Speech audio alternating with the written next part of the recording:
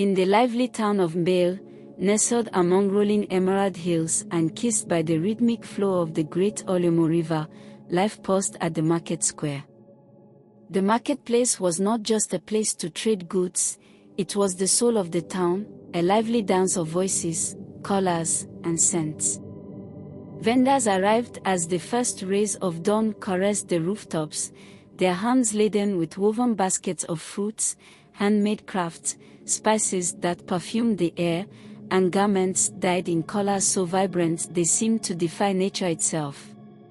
Amidst this bustle stood Momo Ndimeu's stall, a spectacle that dominated the center of the square like a queen among her court.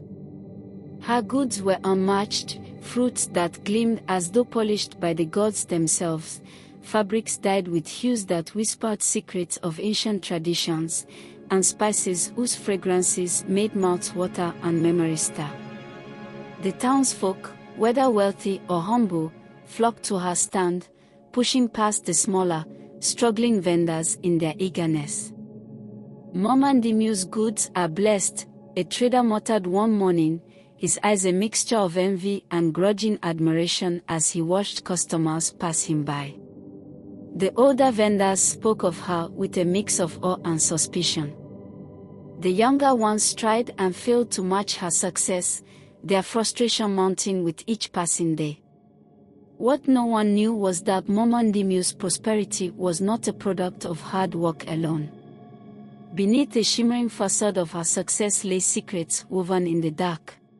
Every night, long after the market's last customer had left and the glow of oil lamps had dimmed, Momo Ndimeu embarked on a journey few would dare. Draped in a cloak that swallowed the light, she ventured into the forest on the town's edge. The path she took wound deep into the trees, where whispers seemed to slither through the leaves and the air grew thick with a sense of watching eyes.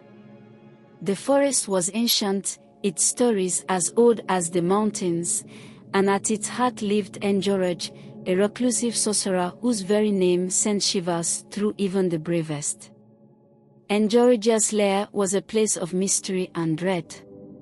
Wooden masks with hollow eyes watched from the walls, dried herbs dangled from the rafters, and bowls filled with powders and potions were strewn across a table carved with runes. The sorcerer himself sat in a chair fashioned from twisted roots, his eyes as dark and endless as the night sky. Momo Ndimeu, he said when she appeared in the doorway, the flickering light casting shadows across his sharp features. His voice was both welcoming and warning, carrying the weight of unspoken truths. You return yet again. What do you seek this time? Momo Ndimeu stepped forward, her jaw set and her eyes hard. I need more power, Enjoraj, she said. There is a new boy at the market, and he draws the eye of my customers. I will not be outshone. Enjoraj's eyes narrowed as he regarded her. He rose slowly, the silence stretching between them like a taut wire. There is a price, as always, he said, his voice low and deliberate. He moved to a chest and pulled out a talisman carved from ebony, etched with symbols that seemed to ride under the touch of moonlight. This will strengthen your hold on the market, but heed my warning, power acquired in darkness is vulnerable to the light. Momo Ndimeu's lips curled into a smirk, dismissing the warning with a wave of her hand. There is no light in Mbale strong enough to threaten me, she said, taking the talisman with greedy fingers. The next day dawned with the soft cooing of birds and the scent of dew-kissed earth.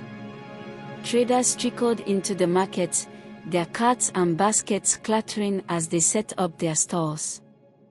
The morning sun painted the scene in warm hues, casting a golden glow over the roofs and the cobbled paths. Daniel, a young boy with eyes as bright as the sky after rain, arrived with a small cart filled with produce from his family's farm.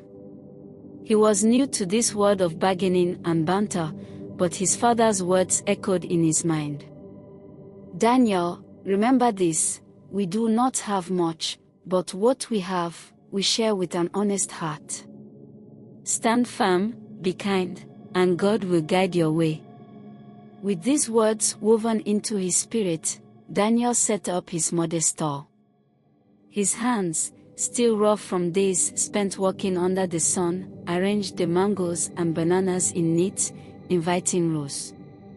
Unlike Momandimu's polished displays, his fruits bore the imperfections of reality, the occasional bruise, a touch of uneven color, but they were full of the warmth and care with which they had been grown. At first, the morning rush passed him by. Women with woven baskets and men with deep pockets gravitated toward the spectacle of Momandimu's stand. She stood tall, calling out her wares with a voice like honey laced with command. Her smile was wide, but her eyes were sharp, searching the crowd for any sign of wavering loyalty. Daniel watched the scene with curiosity but without envy. He greeted those who passed with a gentle smile and a warm, "Good morning. May your day be blessed." His voice, though quiet, carried sincerity that drew the attention of a few who stopped out of curiosity.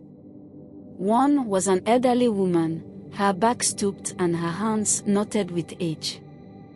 "Boy, why do you stand here, so small among the giants?" she asked, her eyes shrewd yet kind. Daniel's smile deepened. "Grandmother, I may be small, but the heart speaks louder than size. My father always said, kindness given freely may take time to bear fruit, but it always does." The woman chuckled, her eyes softening as she picked a ripe banana. "Your father is wise. I'll take this," she said, placing a few coins in Daniel's hand. It was the first sale of the day, and it was enough to ignite a spark in the boy's spirit. Word began to spread, carried by those who found comfort in Daniel's simple presence. The market, always full of noise and competition, found in him a small, steady flame that brought warmth without blinding light. But in the shadow of a towering store, Momandimu watched. Her eyes narrowed as she noticed the subtle shift, the quiet conversations, the soft laughter around the boy's modest table.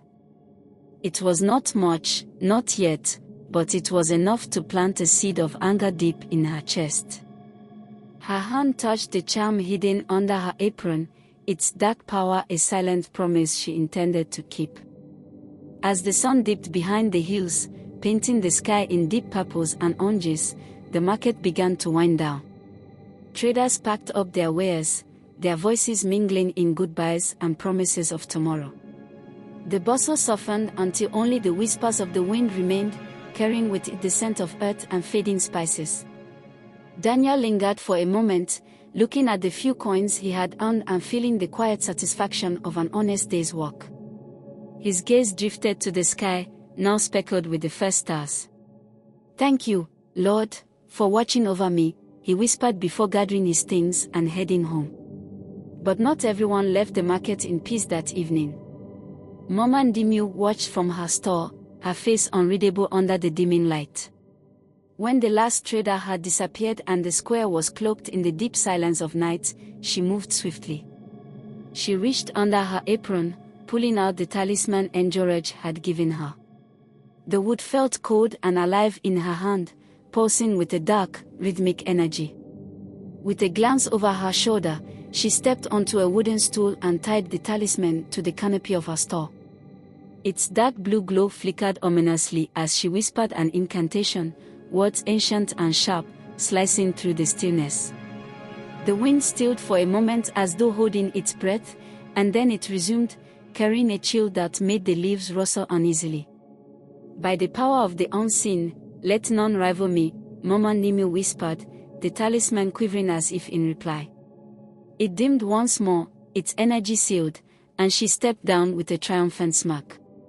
The market would bow to her, as it always had. The next morning, the town woke to a market that felt different. The sun shone as bright as ever, and the chatter of traders filled the air, but an unspoken tension hung over the stalls. People arrived with eager steps, only to find themselves drawn inexplicably to Momandimu's store. Her eyes glittered with satisfaction as she noticed the subtle shift. Customers who had intended to visit other traders stopped at her stand, their gazes glazed and unfocused as they filled their bags with her goods. Daniel arrived and set up his stall as he had every morning. But today was different. The usual friendly greetings were absent. Those who had smiled at him just the day before now avoided his eyes, walking past as if he were invisible.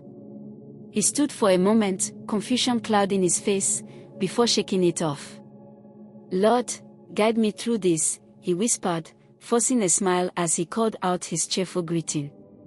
Hours passed, and not a single coin found its way to his basket. His hope began to dim, flickering like a candle struggling against a draft.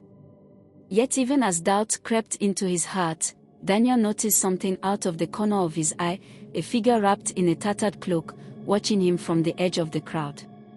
The figure nodded once, a gesture of quiet encouragement that sent a ripple of warmth through Daniel's chest. The figure stepped forward, revealing a face lined with the marks of age and wisdom.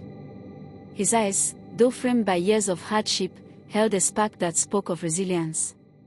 As he approached Daniel, the young boy felt a calm settle over him, as though the man brought with him a shield against the unseen chill that had gripped the market.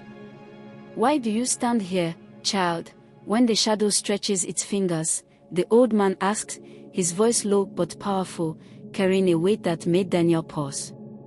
"Because faith holds against any storm," Daniel answered, though the doubt in his voice betrayed the struggle within him.